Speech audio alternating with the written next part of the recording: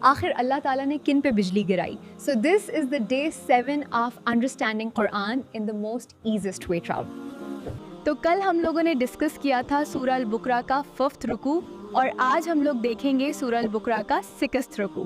اللہ تعالیٰ بنی اسرائیل یعنی اسرائیل کی اولادوں سے خطاب کرتے ہوئے کہتے ہیں کہ ہماری وہ تمام نعمتیں یاد جو ہم نے تم پہ کی تھی، یعنی تمہیں دنیا پہ فضیلت دی، اور اس دن کا خوف کرو جہاں کوئی کسی کے کام نہیں آئے گا، نہ صفات چلے گا، نہ فدیہ لیا جائے گا، یعنی صرف اپنے ہی اعمال کام آئیں گے.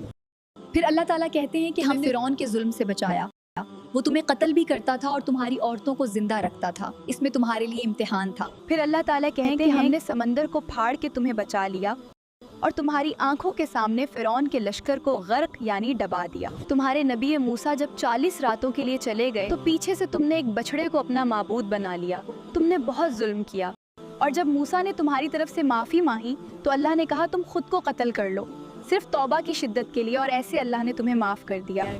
تم نے کہا ہم تب مانیں گے جب ہم اللہ کو اپنی آنکھوں سے دیکھ، تو اللہ نے تم پہ بجلی گرائی اور تم سب مارے گئے. پھر تمہیں جیون دیا گیا تاکہ تم شکر گزار بنو. پھر ہم نے تم پر بادل کو سایہ بنایا اور تمہارے لیے آسمان سے رزق اتارا. پھر اللہ نے حکم دیا کہ شہر میں جھک کے داخل ہونا اور لفظ حتیٰ کہتے ہوئے داخل ہونا، لیکن تم نے الفاظ کا رد و بدل یعنی ادلی بدلی کر دیا اور اللہ نے تم پر عذاب بھیج دیا. تو یہ تھا سورہ البقرہ کا 6th رکوع، اور کل ہم ڈسکس کریں گے سورہ البقرہ کا 7th رکوع. تو یاد سے فالو کر لو.